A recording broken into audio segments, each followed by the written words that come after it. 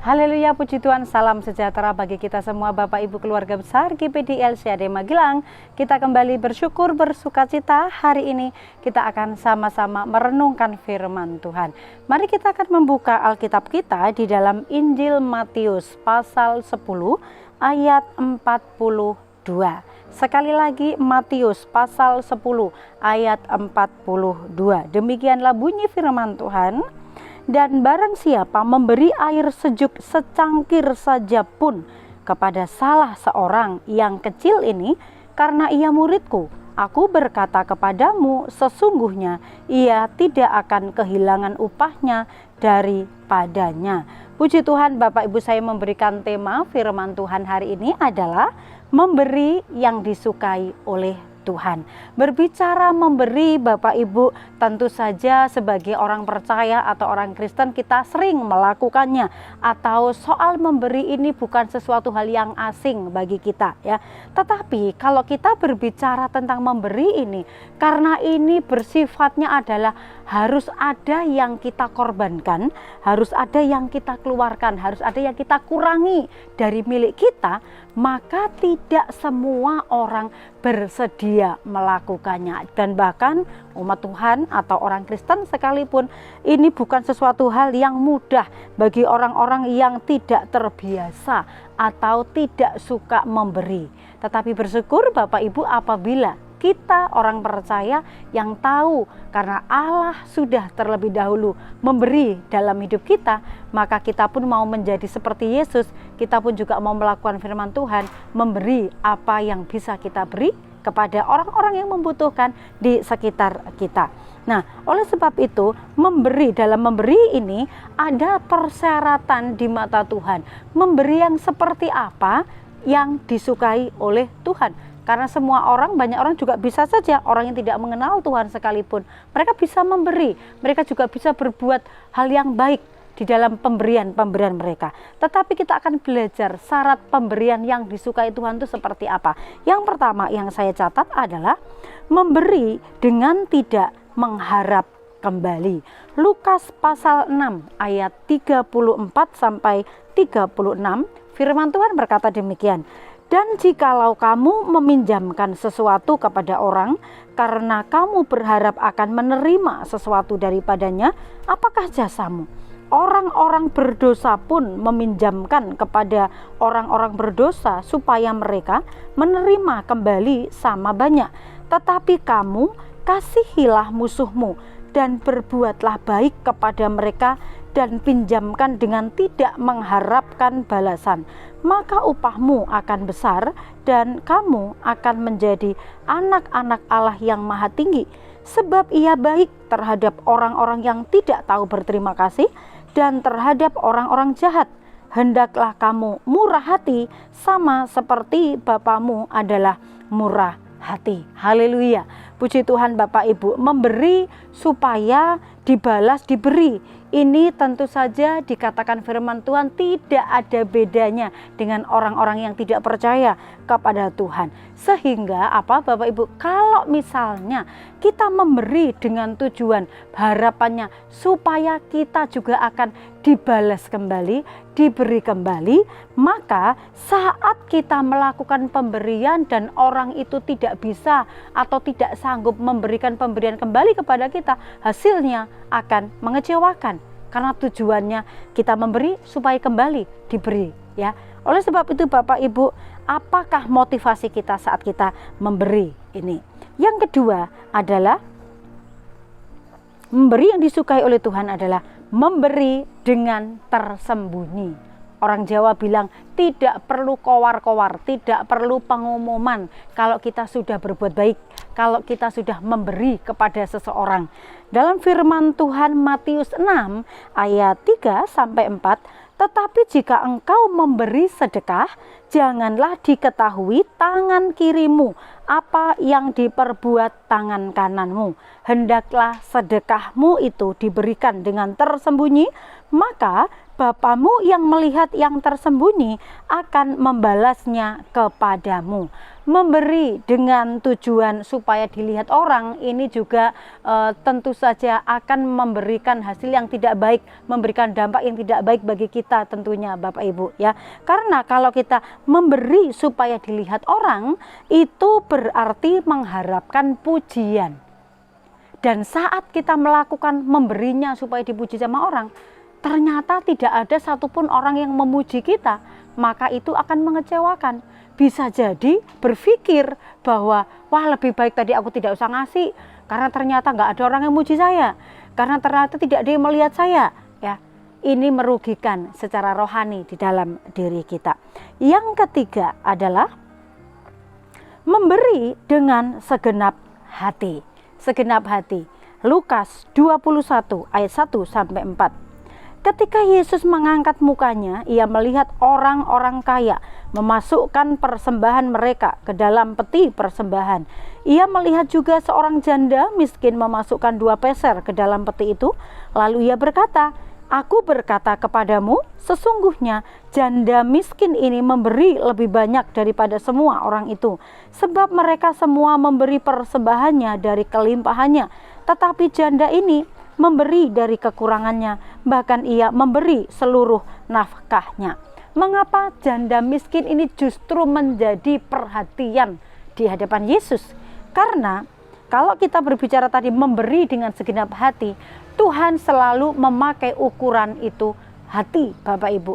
Bukan dari banyak sedikitnya persembahan, bukan dari banyak sedikitnya apa materi atau harta yang kita persembahkan, yang kita berikan kepada seseorang, atau yang kita persembahkan di dalam gereja. Tetapi memberi dengan segenap hati adalah ukuran di hadapan Tuhan. Seberapa besar hatimu mempersembahkannya, dengan bersungut-sungutkah, dengan hati yang sukacita, atau dengan hati yang berat? Maka inilah yang menjadi ukuran di hadapan Tuhan, dengan segenap hati. Karena kalau kita memberi dengan segenap hati sama seperti janda miskin ini dikatakan, maka mendapatkan pujiannya itu dari Tuhan. Bahkan Yesus memberikan komentar pada waktu dua pribadi ini ya, orang kaya dan orang miskin ini memberikan persembahan, dan Yesus berkata, sesungguhnya janda ini lebih banyak dia memberi dibandingkan orang-orang kaya itu. Kenapa? Karena orang kaya itu memberi dari kelebihannya, tetapi orang miskin ini dia hanya punya sebanyak itu uangnya, dan itu dipersembahkan kepada Tuhan. Mengapa dia bisa rela mempersembahkan semuanya, cuma 2 peser itu ya Bapak Ibu? Karena hatinya ingin memberi yang terbaik, dengan mengasihi Tuhan, dengan sadar ingin mempersembahkan segenap hati untuk kemuliaan Tuhan. Dari ketiga hal ini kita dapat belajar Bapak Ibu, bahwa memberi yang disukai Tuhan bukanlah masalah banyak atau sedikitnya pemberian kita. Yang selanjutnya adalah memberi dengan sukacita. Kalau misalnya hati kita belum rela untuk memberi Bapak Ibu, lebih baik tidak usah kita lakukan. Kenapa? Karena yang dinilai oleh Tuhan adalah hati kita. Kalau hati kita tidak rela, kita bersungut-sungut dalam memberi persembahan, maka itu semuanya kosong di hadapan Tuhan. 2 Korintus 9 ayat yang ke-7. Hendaklah masing-masing memberikan menurut kerelaan hatinya, jangan dengan sedih hati atau karena paksaan. Sebab Allah mengasihi orang yang memberi dengan sukacita. Memberi dengan persungutan ini tidak akan memberikan faedah apa-apa di dalam hidup kita. Tetapi memberi dengan kerelaan, memberi dengan sukacita, ini mendapatkan poin di hadapan Tuhan. Oleh sebab itu, Tuhan menilai pemberian kita ini dari mana Bapak Ibu? Saya catat adalah dari sikap hati atau motivasi kita saat kita memberi. Kepada siapakah sesungguhnya kita memberi persembahan kita, memberi pertolongan atau membantu seseorang? Sesungguhnya tujuan utamanya adalah kita memberi itu kepada Tuhan. Oleh sebab itu, yang Tuhan lihat adalah bagaimanakah sikap atau motivasi hati kita. Kita memberi secara fisik memang kepada orang-orang yang membutuhkan, tetapi lebih dari itu semua adalah sesungguhnya kita memberinya itu adalah untuk menyenangkan hatinya Tuhan. Kalau kita memberi, kita bisa memberikan pertanyaan kepada diri kita sendiri. Apakah yang kita lakukan ini sudah menyenangkan hati Tuhan atau hanya menyenangkan diri sendiri? Matius 25 ayat yang ke-40. Dan raja itu akan menjawab mereka, aku berkata kepadamu, sesungguhnya segala sesuatu yang kamu lakukan untuk salah seorang dari saudaraku yang paling hina ini, kamu telah melakukannya untuk aku. Haleluya. Melakukan segala sesuatu dalam memberi sedekah, memberi pertolongan, maka hal itu kita sesungguhnya melakukannya adalah untuk Tuhan. Tuhan selalu berurusan dengan hati. Jumlah pemberian kita, banyak sedikitnya pemberian kita, itu tidak menjadi masalah di hadapan Tuhan. Karena Tuhan selalu menilai dari bagaimanakah sikap hati kita saat kita memberi. Upah bagi orang yang memberi adalah dalam 2 Korintus 9 ayat yang ke-8 ya. Allah akan memberikan kelimpahan dalam segala hal. Kita baca 2 Korintus 9 ayat yang ke-8. Dan Allah sanggup melimpahkan segala kasih karunia kepada kamu, supaya kamu senantiasa berkecukupan di dalam segala sesuatu, dan malah berkelebihan di dalam pelbagai kebajikan. Saat kita memberi, Tuhan semakin limpahkan.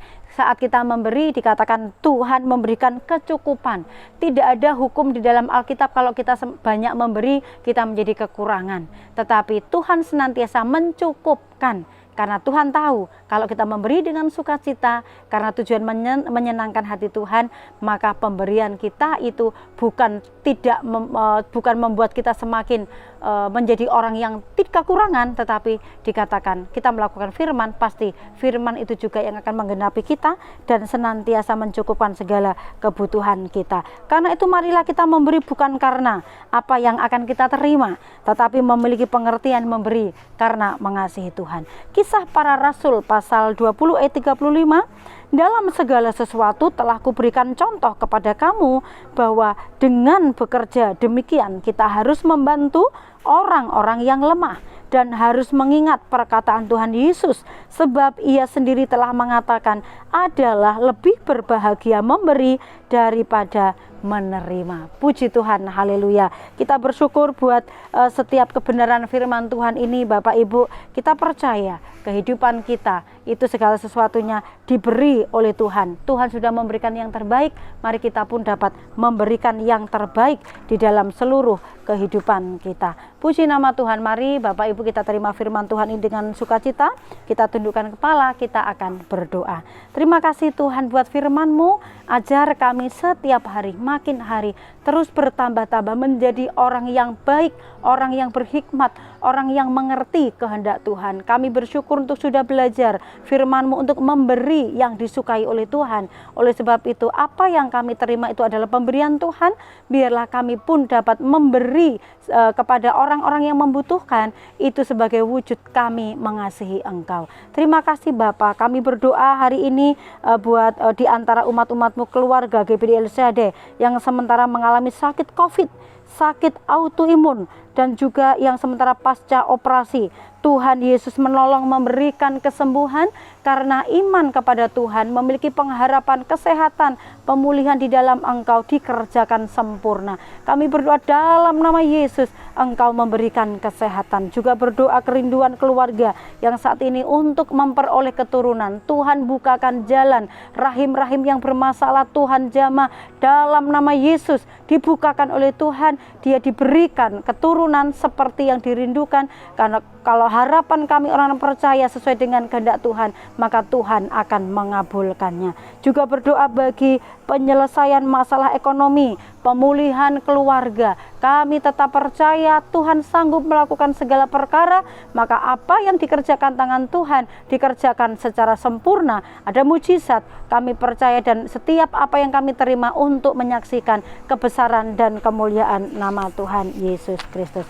Terima kasih Bapa. Ya Tuhan, tolonglah umat-umat-Mu GPDI LCAD Magelang percaya kepadamu, sehingga dapat melakukan juga pekerjaan-pekerjaan yang Engkau lakukan, bahkan pekerjaan-pekerjaan yang lebih besar daripada itu. Haleluya. Kami bersyukur, kami terima firman Tuhan ini dengan sukacita. Dalam nama Yesus, puji Tuhan, haleluya. Amin.